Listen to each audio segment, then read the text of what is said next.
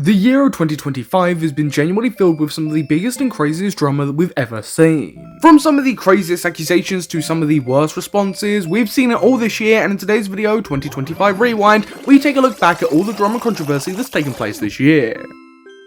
A big year filled with giant controversies and dramas all starts with one big controversy, and that being the Destiny situation. To really understand the 2025 Destiny drama, we need to go back to 2024. At that time, Destiny was arguably bigger than ever.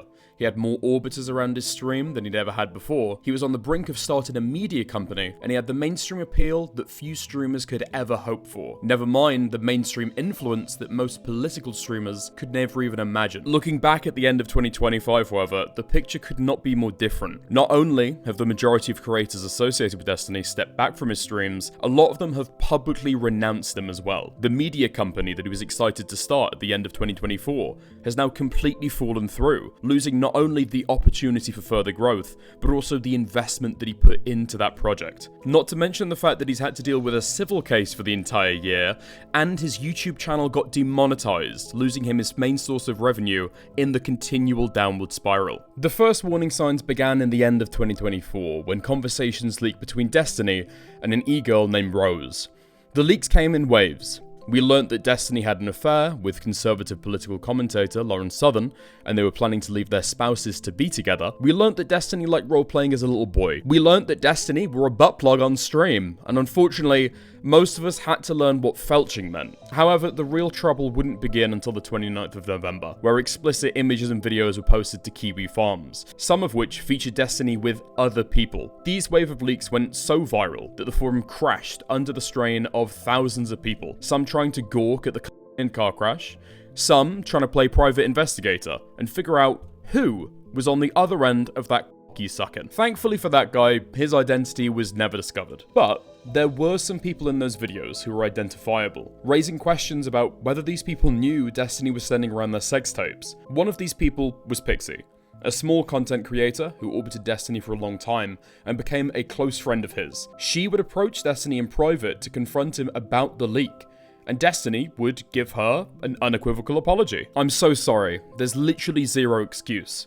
I've had phone conversations and stuff with this person. They were fairly close to me. It's worthless to say it at this point, but I'm super sorry. There's literally no excuse. Unfortunately, this would be a lie. Not only had Destiny been messaging his Discord kissing for a week when he shared the video of Pixie, he would also go on to spend the next year excusing his actions. Moreover, Destiny would have a private conversation with a third party where he would admit, "Obviously, I have severely, at the very least, psychologically damaged her. Covering therapy or whatever is a minimum, and I have no problem helping out or sending her money for anything as a form of repatriation. I don't want it to come across like, hey, lol, I know I violated your trust in the worst way ever, but here's some money. Have fun." This sentiment, however, would be similarly short-lived, since whispers had already began behind the scenes. Screenshots of conversations had already been shared around, and it was only a matter of time before these conversations would also get leaked, leading up to the 20th of January.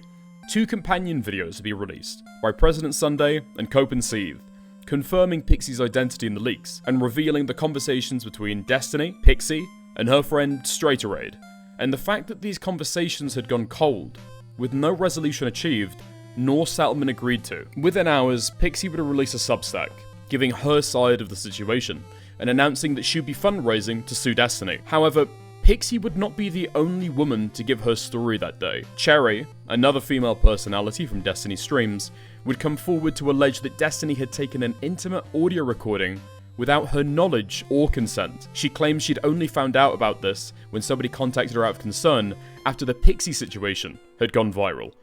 She'd file a police report, upgrading Destiny's problems from purely civil to potentially criminal. If this wasn't bad enough for Destiny, this also happened to be the day that Donald Trump got sworn into office for his second term. It seemed like the forces of the universe had converged just for 24 hours to rape this guy as much as possible. But the next leak would be from Destiny. There wouldn't be anyone else to blame, and it would be so much worse. Until this point, a question mark had been hanging over Rose's age since the first leaks, since Solo claimed to Destiny that she was underage when they spoke, and that Destiny had joked about asking her for ID before saying it was fine, and Destiny didn't contest any of this. This was obviously potentially nuclear, because don't forget, Destiny reached out to this girl because she was selling nudes on Twitter, so anything she sent him would have been CSAM. There's a lot more to go on than just the word of a random leaker though. Firstly, she wanted to sell nudes online as a side hustle, but had no accounts on existing platforms which verify your age and process payments, like OnlyFans or Fansly, preferring instead to trade them in DMs. I mean, the girl claimed to be fueled entirely by sugar and video games, and was talking about how she was excited to get her braces off. The fact that Destiny never thought to ask again for ID is either retarded or willfully ignorant, depending on how you view the story. That is, of course, until Destiny decided to go in DGG chat, give the name of her college, post multiple IRL photos of her, give the name of her degree, all in an attempt seemingly to taunt his Kiwi Farms page. And his Kiwi Farms thread did exactly what he expected them to do, and yeah, she was underage. Many people saw this as a sign that Destiny was starting to spiral. He'd always been incredibly adept at navigating drama in the past, but now he was evidently clutching at straws, willing to go all in on a blind gamble, where if he wins, his Kiwi Farms thread stops calling him a pedo, and if he loses, everyone calls him a pedo. This was made even worse by his weak attempts to deflect attention. At this point in the drama, Destiny is convinced that Solo the Leaker is Rose's ex-boyfriend, who was recording the CSAM with her, and he was determined to point everyone towards him as the real villain, since he aided in the production of the material. However, his attempts to deflect attention crumbled almost instantly after somebody on Twitter asked him why he isn't going to the police if he has evidence Rose was the victim of child trafficking. He couldn't help but lose it and admit he has nothing to give the police. In an attempt to wriggle out of accusations, he admits that he has no evidence for his narrative, tying himself up in knots in the process. This is all, also, despite the fact that Destiny admitted to ImAllexx show that as far as he knew, Solo was the same age as Rose, adding a +1 to the collection of kids on Destiny's hard drive. In yet another unforced error, Destiny would also confirm to ImAllexx that he still had the CSAM, even sending him an artifact of one of the images. At the end of the day, nobody found his excuses very convincing, except for those remaining in his audience. Again and again, Destiny has shown that he can't argue his case on the merits, and instead resorts to threats and doxing attempts to silence his critics. He's saying like, hey, I wish this person, has this person been doxed yet? Yeah, for Anna, that's bullshit. For just going Queeman, I'd kill him if I could. I'd choke the f***ing house and do it. If I were to list all the creators, editors, chatters and Discord moderators Destiny had threatened, I would be here for a while, and needlessly signal boosting naked attempts to chill criticism. However, in my opinion, I feel like the final word on the drama is probably best put by the man himself. He can sweep and meme his way through basically anything, even though some of it is really shitty. But if she was a legit minor, he's probably done. It is not just Destiny who's had just a little bit of a rough year this year. There's been plenty of content creators who have found themselves in dramas and controversies to probably just a lesser degree, so what have they been? Towards the beginning of the year, Hook Tour gal Haley Welch found herself in a bit of controversy to do with crypto. My Hawk meme coin is live!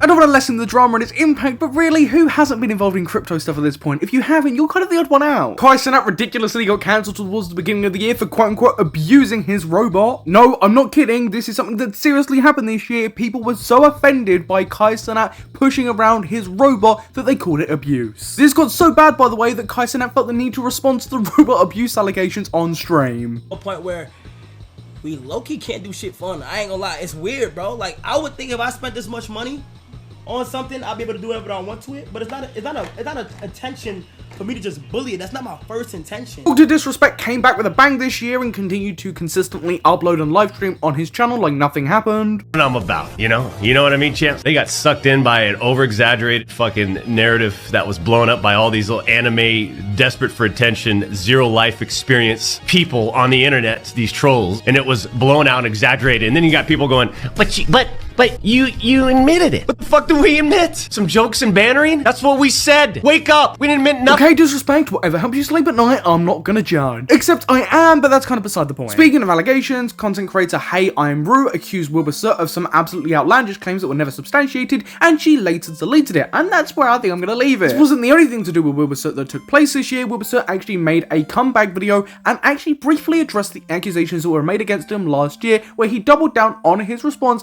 and said that he wouldn't want to come out and share anything else because he doesn't feel comfortable doing so. And I know some people are still looking for clarity, especially nowadays where personal transparency is more common amongst content creators than it's ever been before.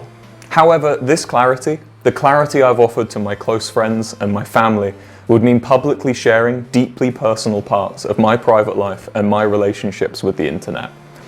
I've never been comfortable doing Sure, that. dude, whatever, I don't know, go make some videos about flags or something. Wilbur was not the only Extreme SMP member to find himself in controversy this year. There was a giant controversy between Dream and TommyInnit throughout this entire year, which I have covered to oblivion, so let's get someone else to cover it. After the year started out with a bang, the drama didn't slow down. TommyInnit and Dream burst onto the scene with what I think can be described as the most retarded situation ever. Whoops, I used Tommy's least favorite word. After an issue with Mizkif, who will most certainly get brought up later, trust me, and a back and forth on Twitter, I'm not calling it X, Sam. Dream posted a meme that mocks Tommy's fans and said the quote, R word. This was apparently enough to make TommyInnit go off into the deep with Dream, and it kicked off seemingly in a never-ending back and forth between the two, which with every little detail can be covered here, as approximately Samuel has done over 425 minutes of specifically TommyInnit and Dream related coverage. Get a life, Sam, Jesus. Not including other Dream SMP content, which by the way is equal to watching Avengers Endgame more than twice, but here's some of my personal favorite moments and highlights from this situation. Tommy saying that Dream harassed his mother when in reality Dream just sent her a message on Twitter. Dream accusing Tommy of scamming his fans by another company and accusing him of using slave labor. Tommy went with a merch company that actually had some really cool designs, with some very hardworking child laborers to make it possible. Noting that Dream fucked this up massively, by the way. And TommyInnit accusing Dream of being a misogynist with the George Not Found allegations, but not really saying anything to concretely back up his claim. With your group, I cannot believe how the George stuff from a year ago went down. I cannot believe the response to it online. It's disgusting. It's sexist, man. And you and your friends' references and the way you talk about women behind the scenes has been so sexist too. Shame on you guys. Putting false accusations, we love it, TommyInnit, just like I love that clip. Trust me, when I say unlike TommyInnit's comedy career, this drama will just never stop and will never not be entertaining or funny. Now, I could sit here and talk about Dream, TommyInnit, and all the Extreme SMP lot all day because this drama went down so many different avenues, it's hilarious, but I'm not going to do that because it would take up the entire runtime of YouTube Rewind. What I'm going to do is play a clip of Tubbo where he is speaking about the false accusations of grooming that Dream had against him, which he disproved, where he claims that Dream possibly paid these people off. Released a video like 3 years later disproving everything, so I think that's important to keep in mind. But also part of my brain is also tinfoil hat and like, okay, but enough money can make anything disappear. Well done, Tubbo, I think you've cracked the case.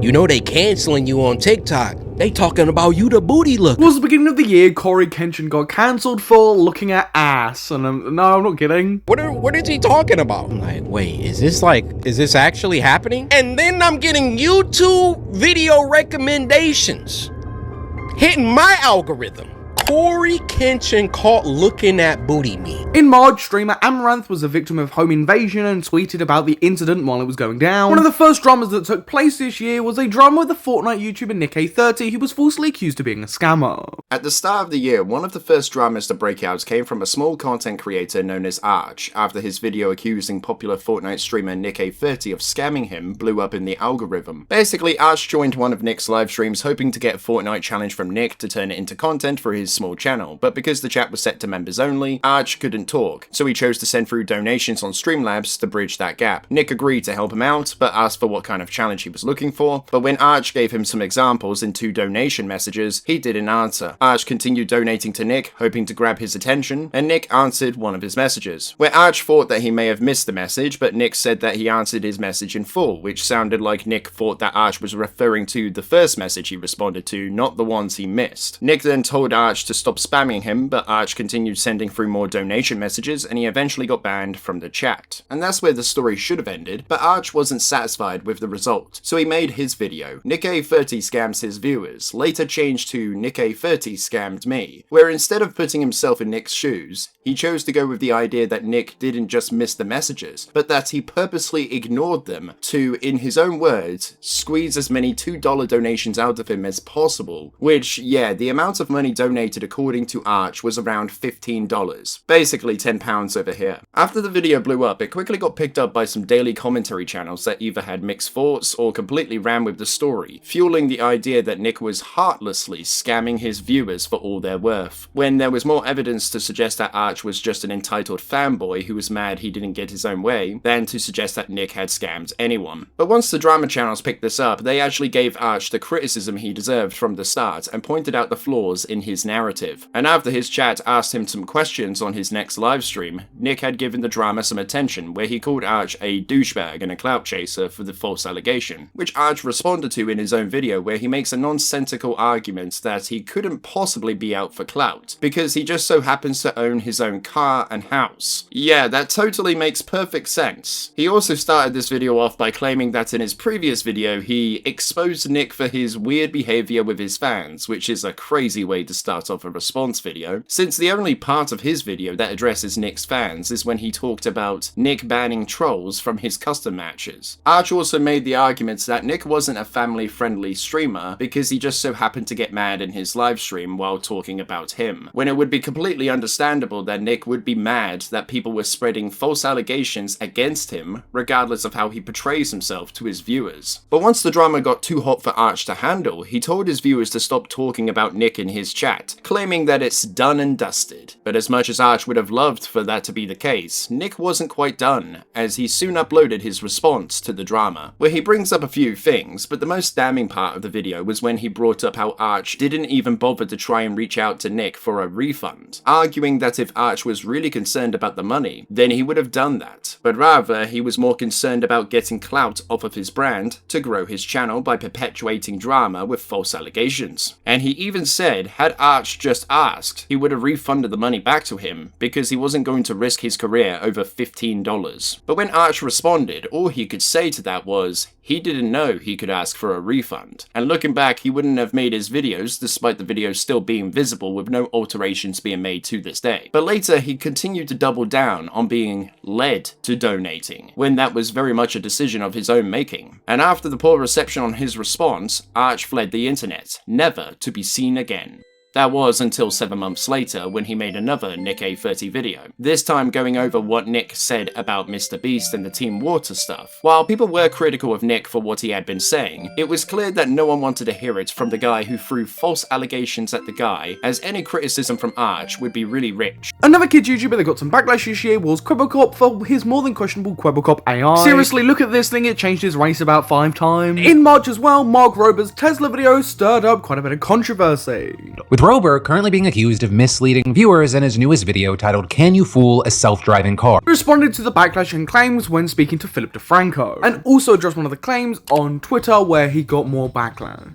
Just a Robot was someone that was never really taken seriously and was kind of a punching bag even before this. However, the Cinnabar situation made everything worse for him and it tanked his credibility to heights that were unimaginable. Just for those that don't know the Cinnabar situation, just to make it very, very simple, this was a 20-year-old woman that thought it was okay to send rape porn to a 14-year-old and continue to have sexual conversations of this nature. Now, that would be the person that Jar would go and try to defend and give an overly amount of good faith and charitability towards. So Jar ended up making a video defending Cinnabar, and I know one of his excuses is, I didn't really do much research. However, this point alone right here doesn't even need research, it's just a horrible take regardless. I know what some of you are gonna say. Well, we're not saying she groomed a 14-year-old to get with them, she just groomed a 14-year-old to be more comfortable with conversations like this so she could coom. Don't get me wrong, I thought that that at first, but it turns out that the minor was the one being inappropriate first, and she kept on pestering Cindy to talk about stuff like this. It's also important to note that this minor was a fan of Cindy's content that includes Scootaloo being in very suggestive outfits, which Cindy also made when she was 14. Yes, Cindy should not have engaged with this minor. She was the adult in this situation, and what she did was incredibly irresponsible. He would then proceed to make a lot of points in that video that were just pretty much as bad, if not worse, than the clip I just showed you, and then he would move on to have an interview with Cinnabear03. This interview was very poorly conducted, not even planned. He just rushed into it, and he asked a lot of leading questions like this one.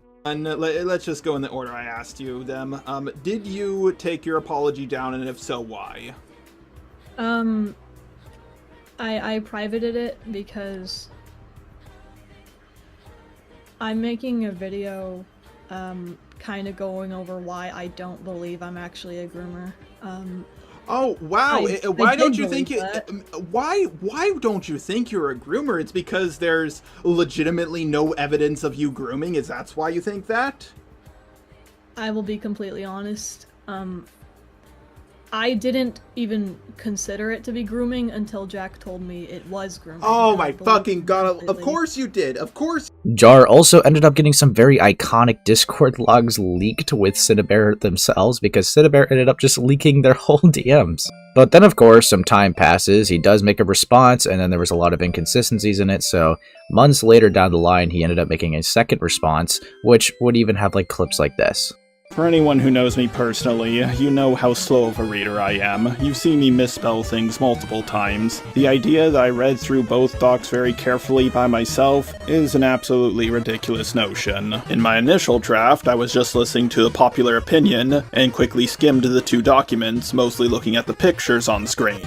When I heard that there were a few people defending Cindy, not saying that she was completely innocent, just that she wasn't as guilty as some were portraying her to be, I decided to reach out to Cindy, along with those who are defending her, to get their side of the story as well. If Jar's story taught you anything, then you really shouldn't just go with or just against the public opinion just because it's hip to do so. Now, there was a whole lot of other situations, like a call that he had with Boblax, or an old call that leaked that he had with Mally Malware, or a call that he had with Susie Doodletones that all came after this, but that would go into a crazy amount of branches. So the most I'm going to show is there was like a situation with VidCon where he was being very creepy with Mally in person. Like, these people were actively in beef, and he still wanted to meet up with her in person. So to just kind of like show you the energy of that vibe, I'm just going to show this clip to end off this segment. With the messages you sent to Mally, you understand that those come across in quite, I mean, I know we're not saying flirtatious as a jokey side to it, but I mean, you did say, well, if you don't want to meet up or VC,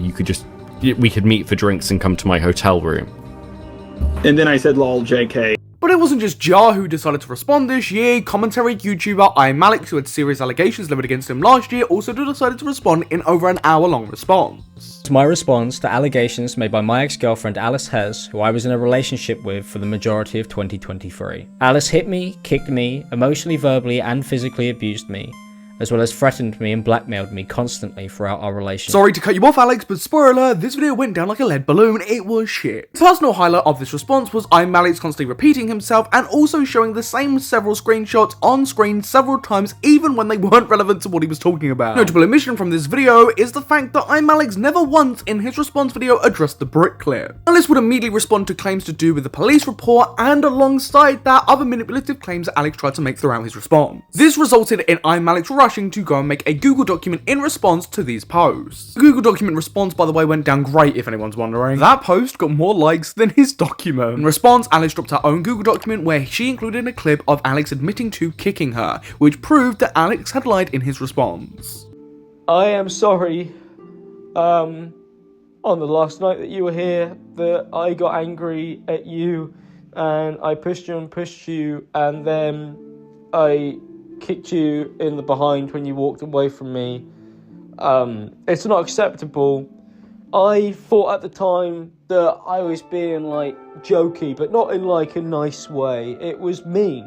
It was rude. After Alice's insane Google document, Alex went silent on the situation. He continued to upload content like nothing had ever happened with a reduced view count until he started streaming. I used to just have a brick phone, That was one of the first things that happened when I got like my first YouTube paycheck. Like, yeah, brick phone, Samuel. That is very funny. I didn't think about that. Oh god, I can't say that anymore. Oh no, man. I'm gonna call it something else, like a rock phone.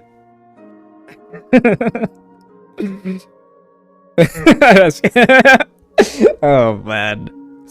Fuck me. That was my Monday, it was good, I put the bins out.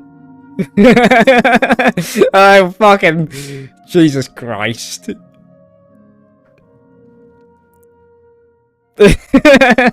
Worth noting that that clip of him responding to me in his chat was one of the only mentions he ever did of the brick. These streams would get progressively worse, where he was addressing everything in his chat, bar the actual 700-page document that Alice levied against him. Ultimately, all he had to say was there was nothing left to say, bar responding to his chatters about the situation and coping about the fact that he lost lots of subscribers.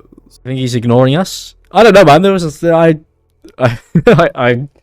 think I've talked about that enough, guys. I think if you're here to, like, I don't know, try and get me to, I don't know, talk about more things, like, I just want to say, maybe to answer that question for people who come in here a lot and ask the same stuff every day,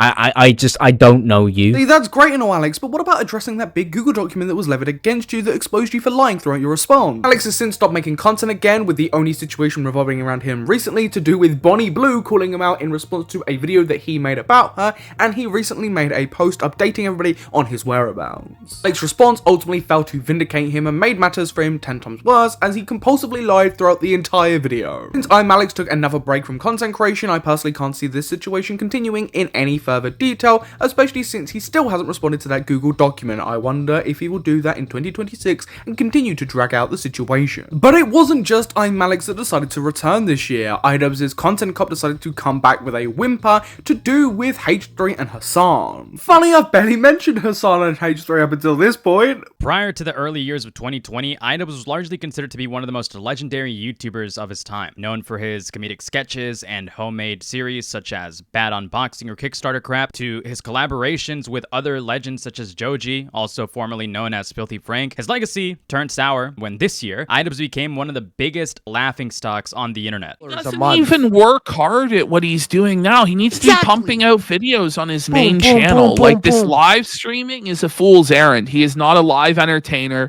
He never has been. He never will be. He's been doing it for months with no improvement. In fact, I only think he's regressed. And sure, while he may have been on this downward trend since as early as 2021, the internet has not had nearly as much of a stranglehold on iDubbbz as it does now. So where do we begin? Earlier this year, March 5th, on the H3 show 118, Ethan Klein called out an individual known as Froggy Tonic for saying horrible things about himself and his wife, Hila Klein. This is where Ian and Anissa would initially start getting dragged by Ethan for being spineless cowards who maintain associations with less than favorable people, showing a very sour relation to their now former friends. But here's the caliber of tweets that this guy's putting out that is supposedly on my friend's feed, who are afterwards willing to still engage in friendly conversation with him.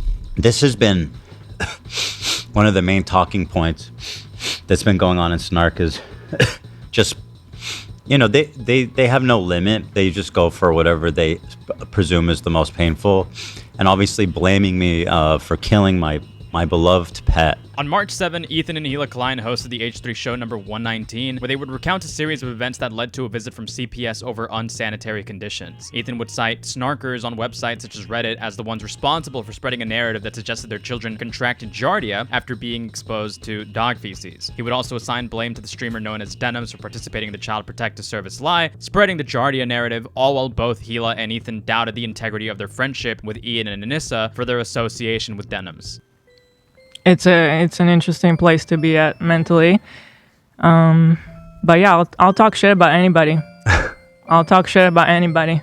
Everybody's so two-faced, so shallow in reality. They're so shallow, surface level, and yeah, that's what I really feel. Yeah, friends like these. Oh yeah, and our other good friends. Yeah. Anissa and Ian. But now you choose to hang out with people that would have a problem with you if you defended me. If you want to hang out with those people and have no spine and not stand up for another girl that stood up for you, enjoy your new friends. 4 days later, Ian and Anissa would address this frustration on their podcast, SRMC number 72, stating that they refused to get involved or add to the conversation as harassment to Ethan Klein might be exacerbated had they made a comment on the situation. The Etika stuff was so hard for me, right?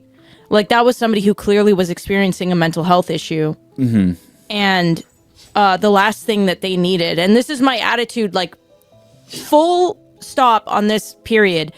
The last thing somebody who's going through something like that needs is more eyes on it and more like people weighing in, right?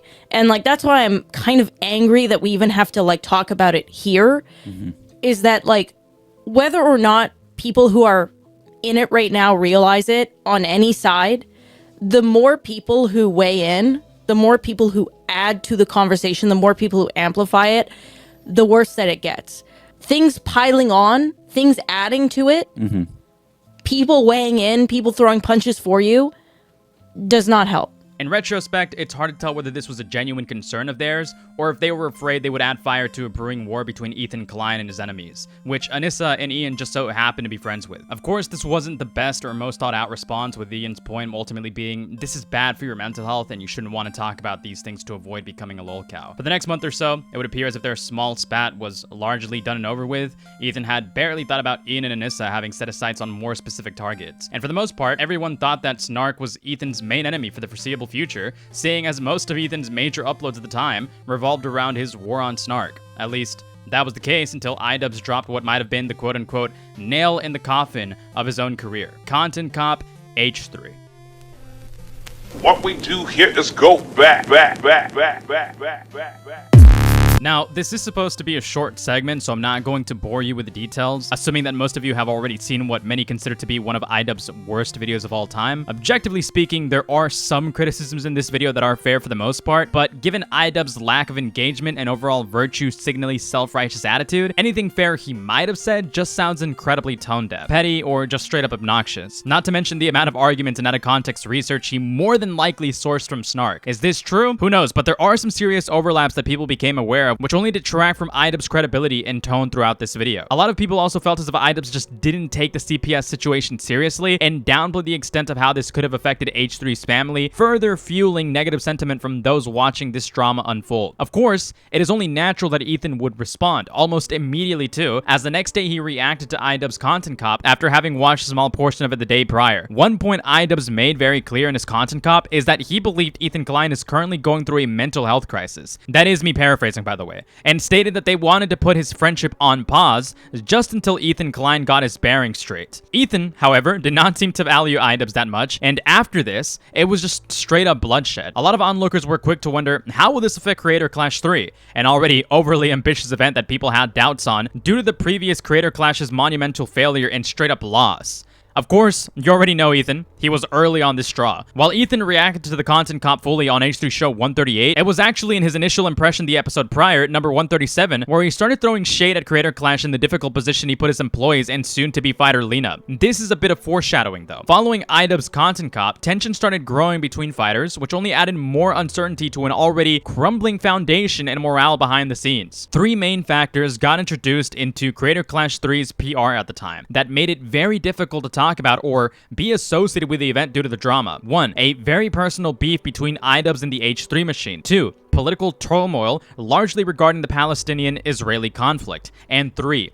iDubbbz's association with Hasan, Denims, and other controversial figures that are typically considered to be of the extreme left-wing nature. Malicious actors latched onto this drama and started putting pressure on the fighters, resulting in one of many fighters dropping out. Since multiple fighters dropped, I will only talk about the most relevant. First, it was Harley Morenstein, which was a main event fighter, making this a devastating loss as it put CC3's legality as a combat sports event into question and potentially forced them to refund all ticket purchases. Second, it would be none other than Lena, one of Ethan Klein's former employees, which would serve as Ethan Klein's last inhibitor to ruthlessly attack the event. But before I forget, I need to mention another massive side drama that happened around this same time as fighters were dropping. Of course, we need to mention the Swastisor drama, which even Ethan publicly addressed in an independent video. There's really not a lot to add here. A lot of people, including larger creators like Nicholas Diorio, were pretty certain that this was a Nazi dog whistle and started going down the rabbit hole of identifying the sword's origins and even Hasan's initial purchase purchase of the sword. It's up to you to decide whether they owned and used this sword purely out of coincidence, or if it was an intentional anti-Semitic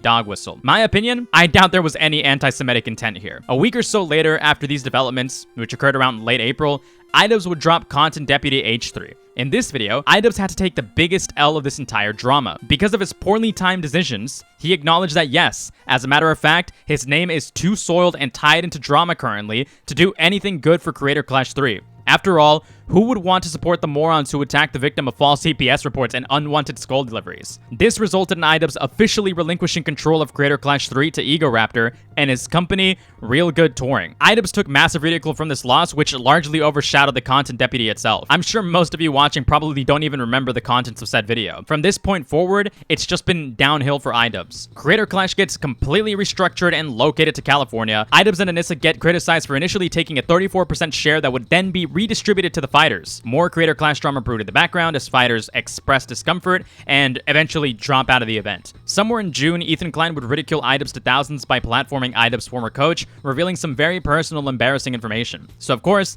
it is no surprise that the event would just get cancelled not too long after, with an October deadline being right around the corner, giving practically no time to recover. After this, it's just been a downward trend for iDubbbz, and he hasn't really done anything worth noting since. Besides his coming clean video. Nothing really of value here was added, so it's not like iDubbbz went out with a bang. The rest of 2025, at least at the time of writing this, doesn't really contain much for iDubbbz besides being the internet's punching bag endlessly. The guy went out sad, and unfortunately hasn't even been in any exciting drama. At this point, the drama has boiled down to iDubbbz being bullied for eating from cardboard and not having plates. It's been rather uneventful unless you enjoy beating this metaphorical dying horse.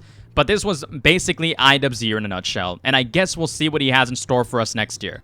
This year not only saw iDubbbz get cucked further, but also saw Dr. Lupo get cucked in his own response, as Dr. Lupo was exposed for cheating in a chess tournament, which he then decided to bizarrely lie about. This entire situation, Dr. Lupo was a man who cheated, lied about it, doubled down, only then to admit he cheated and then apologized, but lied about how he actually cheated in his response, doubled down, and then admitted to this other lie that was in his response to lying. Remember, all over chess, by the way. This year was also a gigantic year for the Paul family, with their show Paul American, which just proved that Greg Paul was a gigantic piece of abusive shit. Actually can't back anything up that I've just stated there with clips, as I physically can't put these clips in the video because they're from a show, but there are several articles that detail this. This year also saw the CryptoZoo class action being dismissed. I'm stoked about it, and the ruling was pretty damning. These are actually some of my favorite quotes from it. Quotes from who? From the judge. The mental gymnastics required to come to this conclusion are truly dizzy. It was also a big year for Jake Paul, as he recently fought Anthony Joshua, and whilst he was doing that, proved all those gay AI videos of him correct, as for the entire fight, he was on his knees. On a more serious note, this year also saw some accusations leveled against the YouTuber Saberspark. Basically talk about like the beginning of this, we're going to be talking about like basically Brony Fando and I Love Kim Possible a lot, because they are kind of like the two people that got the whole ball rolling in the first place, with Brony Fando platforming the allegations in the first place of Saberspark allegedly essaying / someone. I Love Kim Possible a lot would also be making a video about this, which would wrap the whole DA game situation with Saberspark, because Saberspark was a last minute addition, which already goes to show that this is reckless as hell. Of course, that video didn't even really last that long while being up, and they basically gave a whole reasoning saying that, oh, they've never led a situation like this before, or, you know, I've never really, like, you know, been in, like, you know, the face of controversy, I don't really do this content that much. And of course, that just went into, like, madness from this whole situation, just kept going on to the point where this got so big that even Saberspark had to, like, respond to it himself. Now, there's not a lot that Saberspark could do to necessarily, quote-unquote, defend himself here, because it's testimony versus testimony, but he did, like, the next best thing that you could do, and show that Brony Fando and I Love Kim Possible a lot were very malicious actors in this situation. Just to show you how nuclear this was to touch for KP, here is literally a clip saying it's totally fair to disregard the whole thing that she's platforming in the first place. If you were to say that this is something that needs to be taken with the utmost seriousness, despite no evidence, would you believe that it would be fair for people to disregard it entirely due to the lack of actual evidence? Yeah, I think that's fair. Okay. I wanted to at least ask that, given the fact that these are serious allegations that can get Saber killed, because people are crazy, and I'd rather not have someone get killed over an allegation that has not been proven beyond a shadow of a doubt. Yeah, that's fair.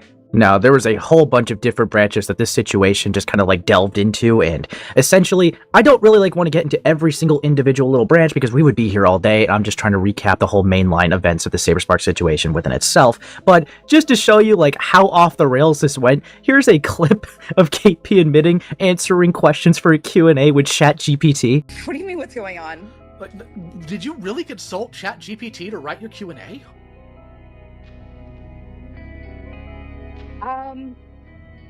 A little bit for some of the citing, but not the whole thing. Like I said, it's all over the place. Now, of course, just because Saberspark responded did not necessarily mean he was quote-unquote innocent in the eyes of the public. There were still some people who were asking some questions, like how their relationship was. Now, of course, I think it would be fair for Saberspark to not necessarily have receipts from 13 years ago. However, he still was able to find it despite that being a big obstacle. As you may have gathered, Saber and Emmy did have some kind of a relationship. And for a couple of reasons, Saber wasn't prepared to go on the record and talk about it at that time. The most pressing is that Saber was sure that there would be evidence that would support his innocence in the face of these allegations. So use that time to turn his house upside down, looking for old hard drives, old phones, anything that may still hold those records. While there have been undoubtedly dead ends, Saber's actually consistently documented the work he's done to prove his innocence. And timing being everything, Saber would actually only get a hold of these text messages the day Enter's video goes live. So to essentially wrap this situation up, it started off with two people who had a very malicious bias against Saberspark. They saw this as beautiful ammunition to use against him, considering they didn't like the guy for their own interpersonal reasons before, platformed a claim to try to call him a he was able to debunk it, and the victim, the alleged victim in the first place, was proven to be lying about pretty critical information, which in the eyes of the public made Saberspark look vindicated, or made him vindicated. But yes, unironically, Saberspark was able to beat the allegations, and that wraps up the whole Saberspark situation. It wasn't just Saberspark who faced some serious accusations this year, but also the Minecraft YouTuber Skeppy, who faced some absolutely absurd ones too. Two laughable Google documents dropped at the same time again, Skeppy with incredible inconsistencies. The notable part of this drama was one of these accusers then posting more accusations against Skeppy on behalf of another individual by PowerPoint. In these accusations, they described themselves as getting low-key raped, and their whole reasoning behind why this was done on a PowerPoint and the wording was done like this was even more outrageously pathetic and irritating. The reasons the accusations were framed like they were, and they were done on a PowerPoint, is because they came from a PowerPoint night. How these accusations were handled were absolutely laughable, and in the end, after a severe amount of backlash, the two accusers who came up with Google documents originally actually ended up retracting their statements against Skeppy. It is worth noting, due to how they are written, lots of people do believe that there's a possibility that they got some type of legal threat issued to them. For all of this, Skeppy responded in a brief 2-minute response where he stated he was thinking about possibly going down the legal route. At best, this Skeppy situation was laughable and flimsy throughout, and was only made worse when Midas, a Twitter user, signal boosted it to 122,000 people that decided to like his post, and then swiftly removed his post when the Skeppy accusations came to a close. Lots of scumbags throughout the entire situation. As Black got cancelled for not knowing what the word ambulatory wheelchair users meant, and got eaten alive by some of his own parasocial audience for having grey hair.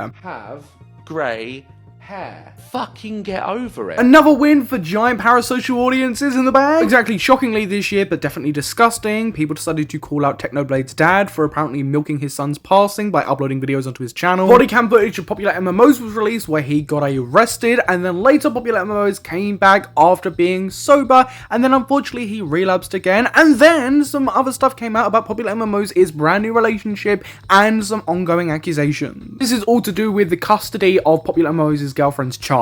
Keeping on theme with Minecraft YouTubers, Minecraft YouTuber Gerg got cancelled this year for making a joke that had the word pigger in it. He's also called out for being transphobic, and as well making a bad tweet about Technoblade's friend. In the video made on Gerg by content creator Pixel needlessly lied and claimed that he was the inspiration for Gerg's YouTube channel. In response, Gerg needlessly lied about why he made the Technoblade tweet in the first place, and then in Pixel's response to Gerg's response, he decided to leave out all of his lies together and be incredibly disingenuous. In Pixel's response response, Pixel criticized Gerg for not actually addressing the whole Kiwi Farms point that was made against him, when in actuality Gerg had responded to the point, just not in the video, but it was never mentioned in Pixel's response. All in all, Pixel made 2 pretty naff videos, and Gerg made a couple of questionable comments about trans people, and bizarrely lied about why he made a Technoblade tweet in the first place. Quackity also found himself in some hot water when he launched a brand new translator app. Hello everybody, it's Advil, and I am sick and decrepit and slowly dying, so please, in the comments, tell Sam to let Advil out of the basement. But today I'm going to be talking about some of the more interesting controversies to me because they did really well for me view-wise. The first one in my biggest video, thank you, is about Quackity's translation app called iDubbbz. If you aren't aware of what iDubbbz is, it's a live translating app that's supposed to be able, especially for content, to translate other people's languages for people to collab throughout the entire world. They even got the guy from Breaking Bad to promote it, so that's really fucking cool. But on launch, the app had many problems and even got hacked, where it was a possibility that the person who hacked it could find people's personal private information, because you have to give them a lot of information to do anything on there. And even beyond that, to even use the app at all, you had to pay $10 a week, if not $150 a week, to get all the features. Along with that, it also uses a credit system.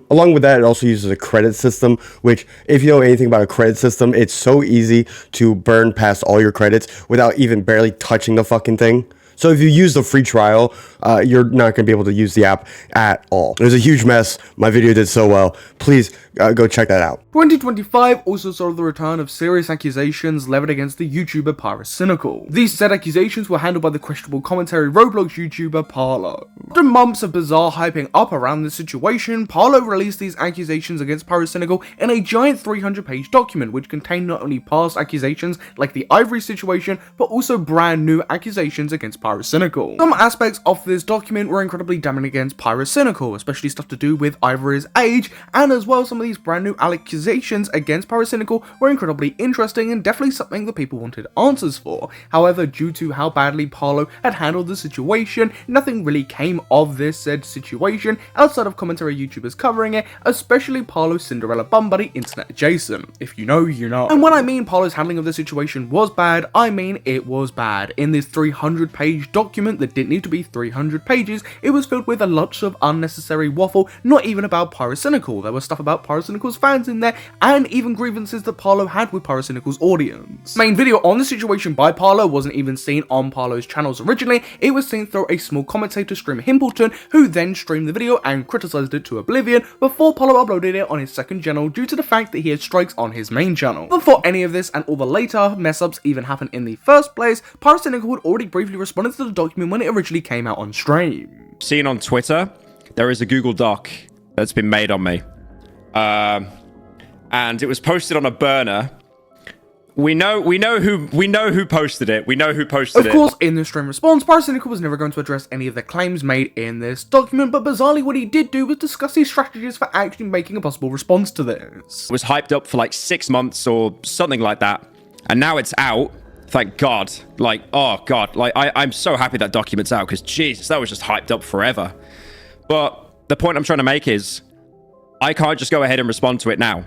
I need to now wait for all the YouTubers and everyone to jump in and have their say and say their piece about it, and then I need to respond to it. Seemed very much like Pyrocynical was waiting for people to make content on it and mess the situation up so he could jump in and point out those inconsistencies so he could get away with any of the actual valid claims in Parlo's document. However, unfortunately, this situation was spearheaded by Parlo, so the situation was already fucked. Video, I remember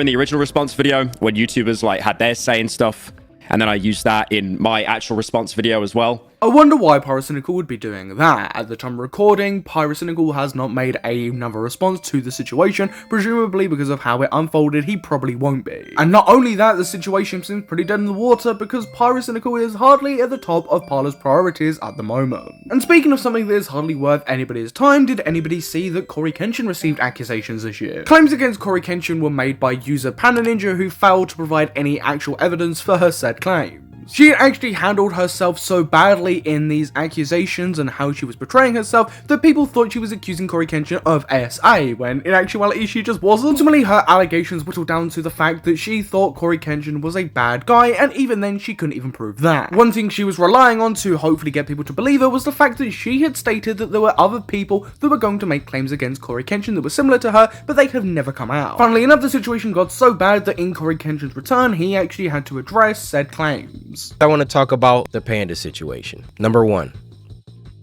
Number 2, here's proof that I had already apologized to her over 5 years ago. Coincidentally enough, this is in the exact same text message that she herself cropped when all of this started. But you've gone on to hit me up multiple times. Now, I would like to apologize for the video that she uploaded where I made a very insensitive attempt at humor. I cringed extremely hard looking at myself from 8 years ago, but what I was talking about was something that should never be joked about. In response to CoryxKenshin's response, Pan Ninja decided to go on a mental breakdown online, do a little edit of some evidence that she had, and then claim that she had more evidence. Now, this evidence has been in limbo for the past several months, and she has still not released it and has seemingly moved on. Oh yeah, and one thing I seemingly forgot to mention is the fact that she walked her own claims back originally before walking back the walk back. She had seen a couple of videos that convinced her of a different perspective. She had taken down her allegations against CoryxKenshin and made a video clarifying said accusations before leaving the internet, and then coming back several months later on this guy's channel to push the exact same accusations that she had walked back. To say that this situation was full of lies and inconsistencies would be an absolute understatement. And speaking of lies and inconsistencies, there was another situation from the time that was also full of lies and inconsistencies, and that would be one that revolved around the YouTuber Mutahar. Mutahar held himself above other YouTubers for years. While they spent their days being extremely online, he was out there working multiple 9-to-5s, being a serious businessman and a CEO. Despite having such a packed schedule, he still had the time to record, edit, and upload a video every day, all by himself. YouTube was not his job. So what was it then? Despite his poor spelling and grammatical skills and his impoverished vocabulary, he claimed to be a highly educated computer engineer. Or was it a video engineer? Or a computer science engineer? I'm a goddamn engineer. I'm an engineer. I'm a fucking engineer. I'm an engineer. I'm only an engineer. Oh, I'm an engineer. So I'm an engineer. I'm just an engineer. I'm an engineer. I'm just a fucking engineer. I'm a goddamn engineer. I'm a fucking engineer. I'm an engineer. I'm an engineer. As an engineer, being an engineer, I don't have to tell you as an engineer. I'm just a dumb engineer. It turned out that he's been lying about being an engineer for over 10 years. The stories about his many jobs and 7-Elevens didn't seem to be real either. But surely he must have had some kind of technical certifications, skills, talents, or projects to demonstrate his qualifications, right? How many of them did he mention in his response? 0. Dropout, I don't have a degree, so I'm not a certified or licensed engineer. Goddamn engineer. I'm an engineer. I'm a fucking engineer. I'm an engineer. I'm only an engineer. Making claims about the legality of his lie was a mistake on my part, especially since I didn't even present any case law. We both made an apology. One of us admitted to our mistake in clear terms in a bespoke apology video, while the other buried their response, downplayed their actions, and reframed themselves as the victim. And that's pretty much all I have to say. Now again, if you want to stick around, awesome. If you still feel wronged and this does not suffice for you, then I don't really give a fuck. This belligerent, dishonest response did not go down very well, and now Mutahar's monthly viewership sits below that of his old friend, Naxtaku. You lied to defend him. You sacrificed your credibility to protect his reputation. Now he gets more views than you, while he calls the prophet of your faith a pedophile. He used to say your name all the time, but he hasn't said it since August 15th. What do you think that means? The key to avoiding this tragic fate was honesty, which is always the best policy. The rest of this time of the year saw some pretty interesting dramas and controversies go down. Streamer and creator ImAllexx waged war against VShojo. I am leaving VShojo. Unfortunately, I recently found out that for the past couple of months, I have been misled by VShojo. Disgraced YouTuber Brad Taste in Music faced some very serious claims from his ex-partner. You've destroyed me! All I've ever wanted to do is Stop lying to me for once. Look at me in the eyes and stop lying to me.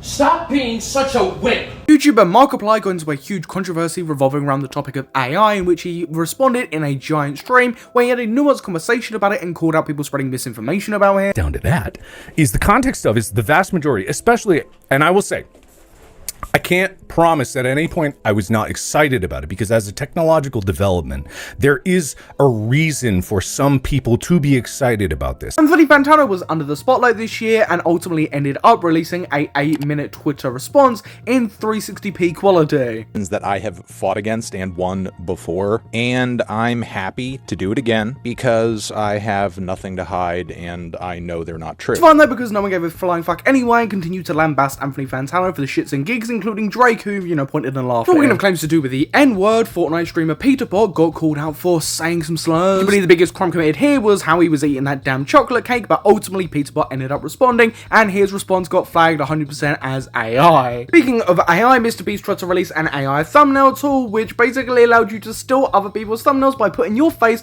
on their thumbnail. It got called out and he did a 360.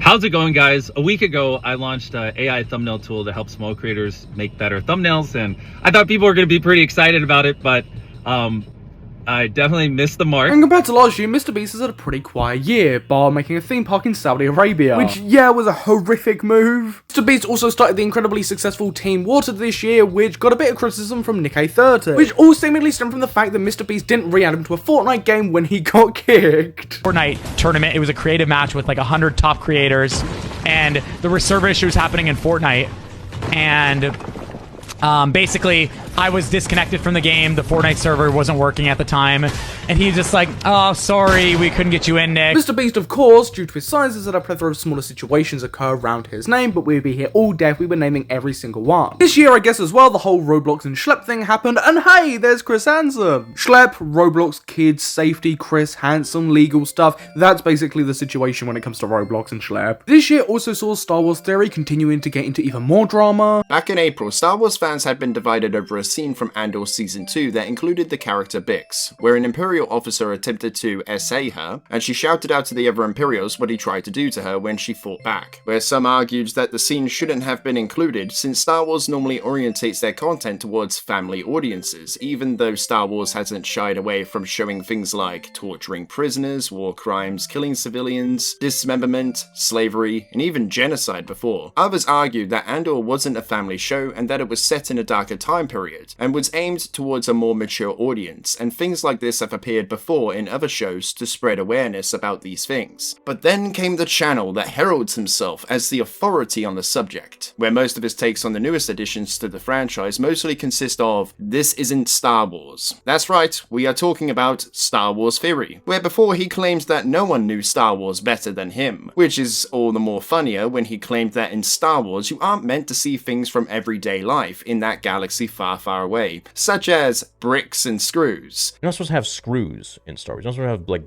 brick walls that we would see in everyday life. Even though in the original saga, these things are on full display. But here is where Theory takes his previous critiques on Andor to the next level, where he said that SA in Star Wars was unnecessary, that you can show power dynamics and hate the Empire in different ways, and that Vader wouldn't tolerate it, nor would the Empire condone it. Yeah, cause I really think that a brutal, corrupt, and oppressive faction led by a sadistic tyrant is really gonna be concerned about those things. And Theory's tweet just comes across like a very fandom-brained thing to say, which just shows that he missed the point of the scene entirely. That it was used to spread awareness of the things that happen in the real world, and have appeared before in other shows outside of Star Wars. And this started a whole back and forth on Twitter where Theory and others get hung up on whether or not Vader would have an issue with such things. But quite possibly, the weirdest response I've seen from Theory to this day would have to be when he said to someone, "Enjoy watching SA, pal, all yours," when the scene itself didn't even get to that point. Which just shows that Star Wars Theory didn't know what he was talking about.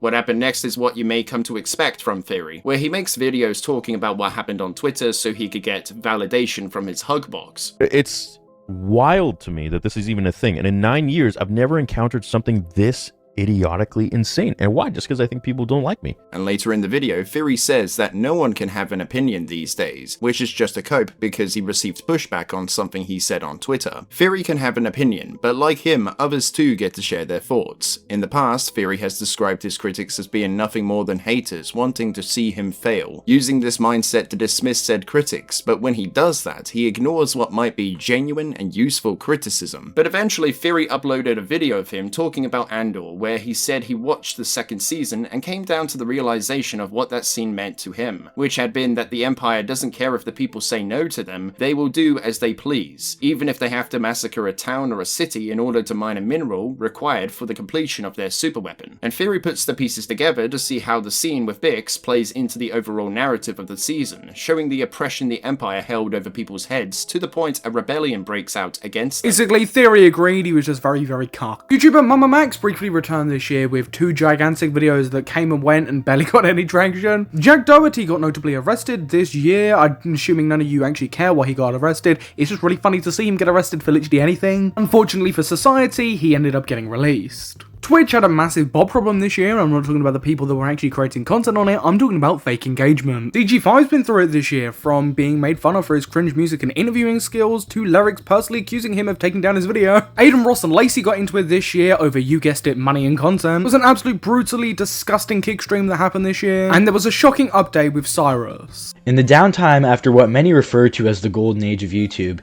a community was formed around storytime and reaction commentary. This community would prove to be one of the most popular and analytically successful of the time, obviously spawning from Leafy is Here. One of the most famed creators from this community went by the alias of Cyrus, a commentary YouTuber that followed the status quo of CSGO surf gameplay and reactions to reality TV and other low-hanging fruit. Cyrus would gain millions of subscribers over a few years and would prove to be one of the main pillars of commentary content on the platform at that time. Mysteriously, however, Cyrus's channel was deleted after an apology video in which he admits to e-cheating and mistreating girls online. This video was extremely out of character for the popular creator and would predate allegations much worse than merely e-cheating. Amongst more miscellaneous allegations from others, the most significant out of them all was an allegation of inappropriate interactions with a minor, from when the victim was 13 to 15 and when Cyrus was 17 to 19. Cyrus solicited images from the victim over the course of these years.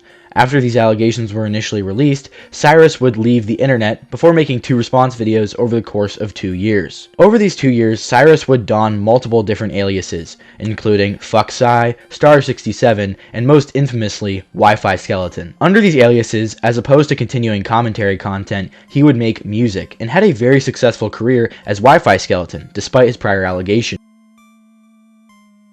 Were also very prevalent at this time. Once a YouTube icon turned successful alternative artist with a tumultuous career of allegations of pedophilia, Cyrus's story would end in the most tragic way possible, with his fans mourning him and his victims left with a feeling of indescribable dread. YouTuber Bacon Guy faced significant backlash from his own audience for some anti-gay beliefs. There's a specific subgenre on YouTube Shorts about movies. And no, I'm not talking about the whole 1-minute AI Indian translation of a Korean film that you've never seen, nor will you ever see in your life. No, these are a community of pseudo-cinephiles who critique and review media in a 1-minute time span. These types of channels are a massive thing right now, and they definitely exploded around the turn of the year. One of these channels who've become insanely popular from this was Bacon Guy. Now, Bacon Guy seemed to have it pretty good. He got to ramble about little Disney films made for kids and get a pretty good chunk of views and notoriety from it, right? Well, that's not entirely the case.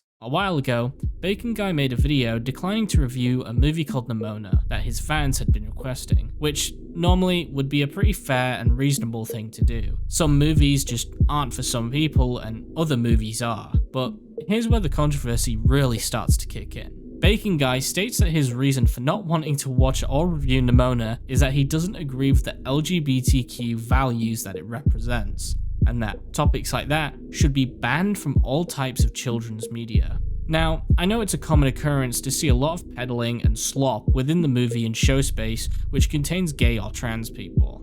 And it's one of those things where when you see a movie, you know it's been shoehorned into it when you see it. But picking Nimona out of all movies is probably the most stupid thing I've ever heard. Listen, if Mr. Enter wanted Turning Red to talk about the September 11th attacks, then I think we can handle trans allegory in a movie. This culminated into people on Twitter starting an outrage, causing Bacon Guy to respond in an 11-minute long video. Surely, this will turn people's heads back to his side, right? Bacon Guy isn't homophobic. Look, he's a funny drawing. It's salmonella coded. Can't be bad. This video is dreadful, and I kid you not when I say this, Bacon Guy's reasoning for why he doesn't like gay media or gay people, as a matter of fact, is because of Jesus.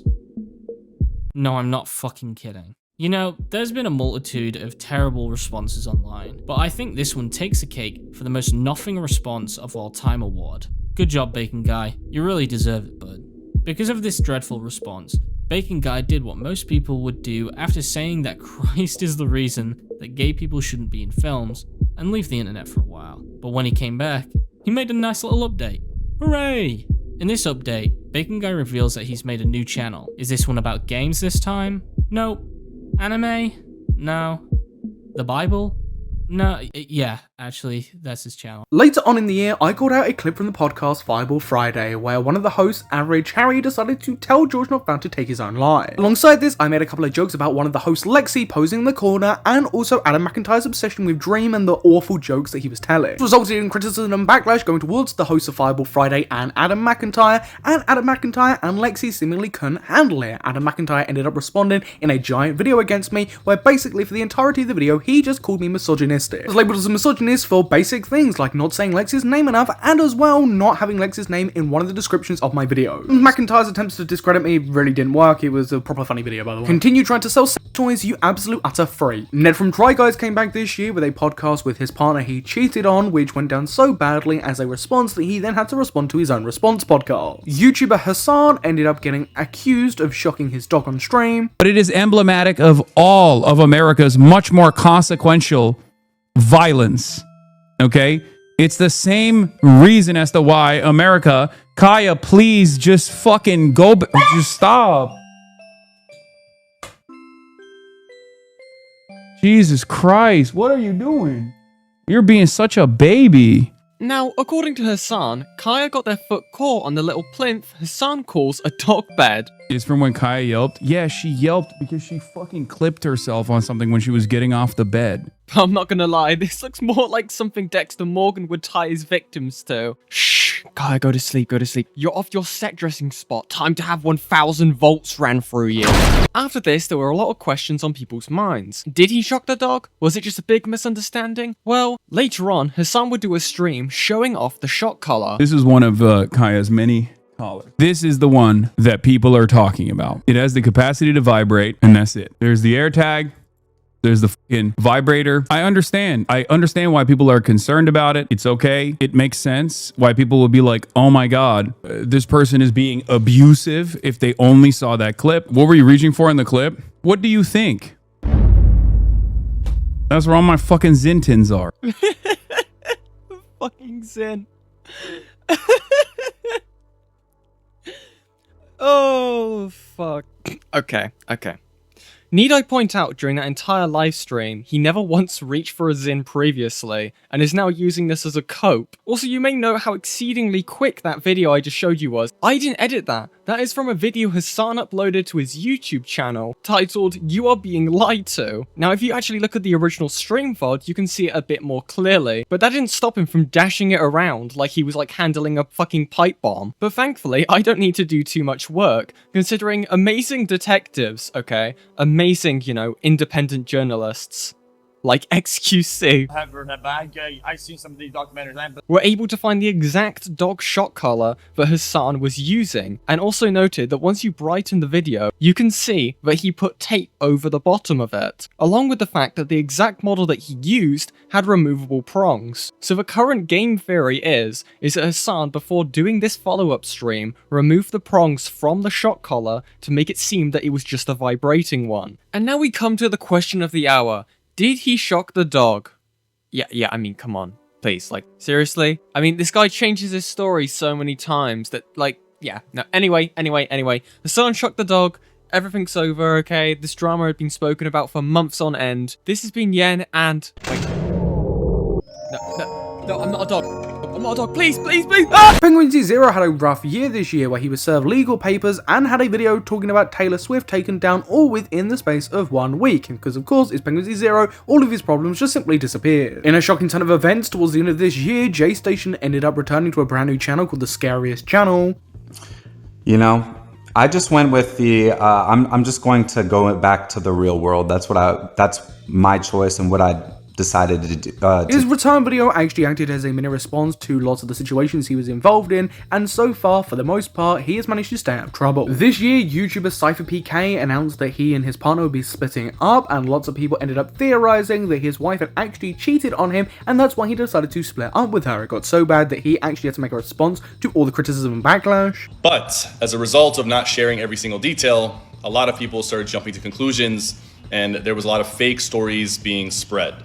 So one in particular has been extremely hurtful to the situation, and there was this crazy story that apparently we were at some concert and some lady went up on stage and kissed a band member. I've seen that story.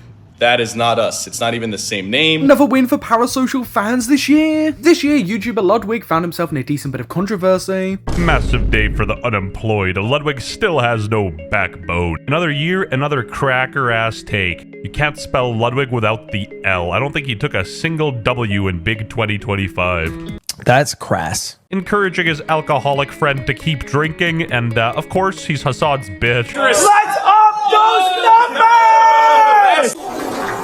One of the least genuine human beings to ever livestream on Twitch, Ludwig is just as fake as they get. Where Ludwig kind of always gave me, like, sociopath vibes. Like, he's just in it for himself and he doesn't give a shit about anyone else. Huh?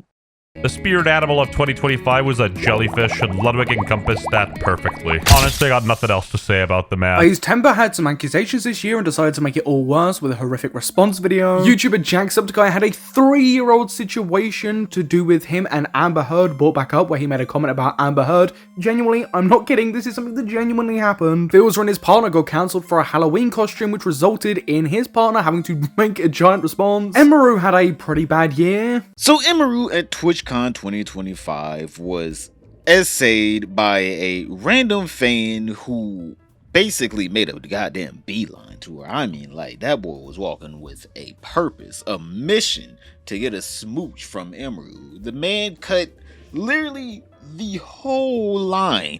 He was walking up, cut the whole line, and for some reason, Emaru security, nor Twitch security, stopped this man from just walking up to her and forcibly trying to kiss her. So Dan Clancy then talked to Taylor Lorenz about this situation, where he goes on and essentially blames Emaru for, I guess, not banning this guy in her Twitch chat. Sir, this happened in real life, alright? This isn't just like, oh, I banned him from my Twitch chat, now he'll never stalk me again.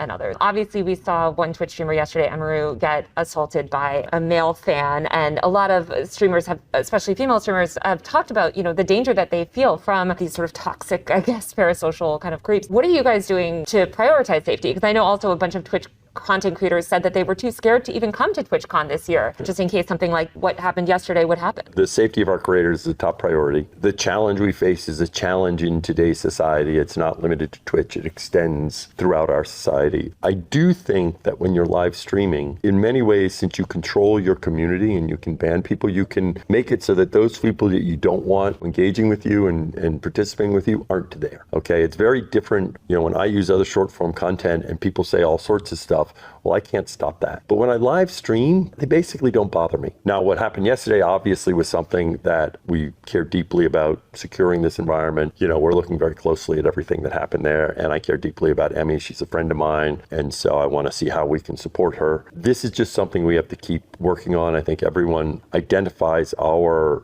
tools in terms of trust and safety as the leaders in the industry about helping creators, but that means there's always more work to be done, because that's the world we live in now. So obviously not everyone was very happy about that statement, seeing that Twitch actually banned Emiya's favorite security guard for literally doing his job. I don't think that's true. Okay, maybe I should talk about this, whatever, who cares. I had a security guard 2 years ago where there was a guy following me around TwitchCon, and he like asked him to stop multiple times. My guard asked him, and the guy wouldn't stop. So he grabbed the guy, but he didn't like hurt him. He was just holding the guy until like the con security came. And then for some reason they're like, yeah, because your security guard touched him, he's like perma-banned from the venue forever. But he didn't even hit him or anything. He just like held him while they waited for like the police to come. And, what the fuck? And it was like my favorite security guard. I can't have him at TwitchCon anymore. I was just like, okay, like it was so sad because he did like everything. So yeah, whenever the security actually does do the right thing of taking the person that's being a stalker and giving them over to police, TwitchCon can't have that. That might be endangering the perpetrator.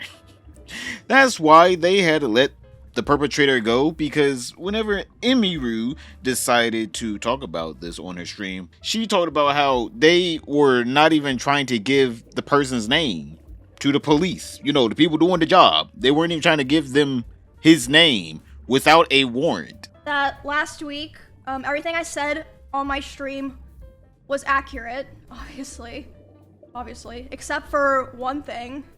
I was wrong about one thing. I was going over the tweet that Twitch initially put out, where they're like, oh yeah, this thing happened to a high-profile creator, you know, police were on site, we're cooperating with law enforcement investigations. What I was wrong about was, they were not cooperating with law enforcement investigations. I found that out on Monday when I got a phone call from the San Diego police, and they were talking to me, and they basically said, hey, we can't really do anything right now because they apparently know the name of the guy, but they're not giving it to us until a warrant goes through, which, if you know anything about that stuff, it usually takes a while. Even, you know, if it's expedited, which it was being expedited for me, but it still takes a lot of time. And they're like, yeah, they're refusing to give us the name, which, as far as I'm aware, is like a very common company thing, where they'll be, you know, they don't want to give out names of potential people involved in crimes, because then, like, that person could maybe, like, sue them for giving their name to police. I don't know, something like that. That's what my lawyer said.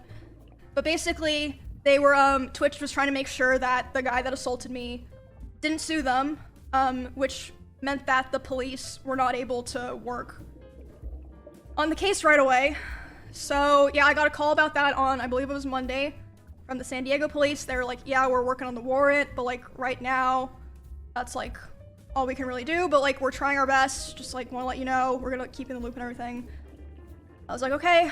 I was very frustrated because I was like, damn, like, I didn't know that on Saturday. I would have said that if I knew. So that's as much information as we have now, because we don't even know if they arrested the man still. He's still out there. Watch out in San Diego. Watch out, boys. You don't know where he's at. He is just running amok. But Twitch has proudly announced that, seeing that they have harmed one of their female creators after a lot of their female creators said that people would be harmed at TwitchCon, like, every single year. They said they will be giving $100,000 to a female charity for SA victims, and you just have to sit there and just be like, wow, I guess this is what Emiru really wanted.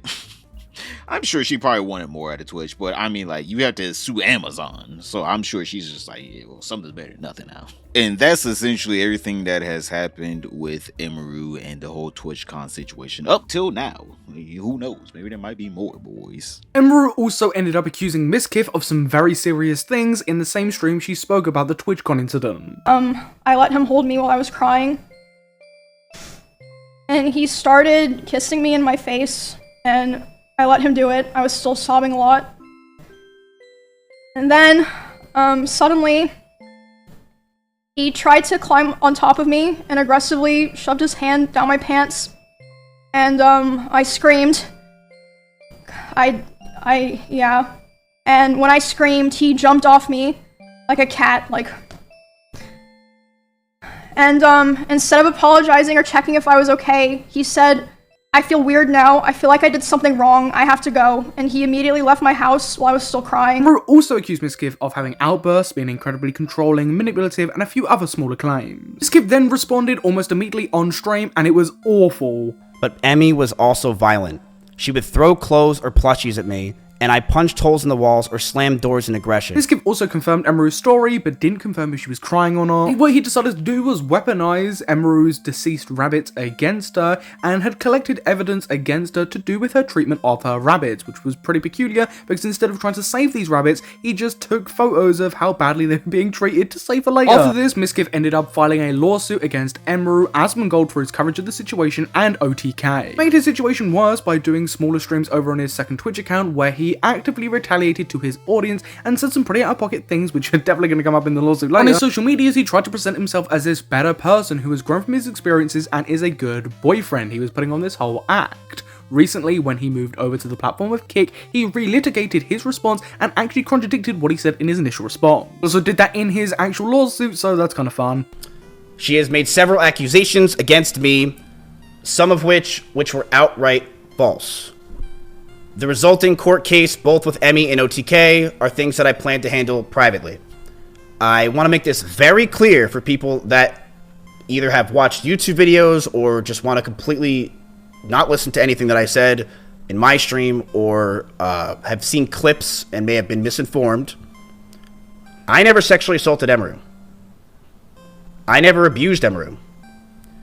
And I never stalked Emru. Guess we'll see where the rest of the situation goes next year and catch up in Rewind 2026. The streamer awards this year came and went like they usually do. It was no better than last year's, but this year ImAllexx got terrified and made uncomfortable by some streamers talking to her through a screen. You have no idea what I went through in that moment, so let me explain to you. And I'm here with Rob, and we're walking, getting ready to go to our seats, and I get rushed by Rakai and Ray. I will tell you 100%, I was very uncomfortable to the point where I was shaking. Give me a break. Ellen O'Neill got eaten alive by her own audience for taking her true crime show on tour because it was incredibly insensitive and she described it as fun. YouTuber Josh Ellen was accused by his ex-partner, Captain Puffy, of being a bad boyfriend. Yeah, I guess that's it. That's 2025 in a nutshell. Of course, I'm not naive. There's going to be some mini dramas that I missed throughout this year because it's a whole entire year, but you know, I think I've done pretty good here. Before I end the video, I want to thank all the guests for hopping on and making this video possible, and thank you the viewers for watching me throughout the year of 2025. But what have been your favourite personal dramas this year? Please feel free to comment down below, and once you're done, then also subscribe and hit the notification bell so you don't miss any future content going into 2026. But I've been your host Samuel, you've been watching Slop Mule, and I will catch you in the next YouTube video. Goodbye.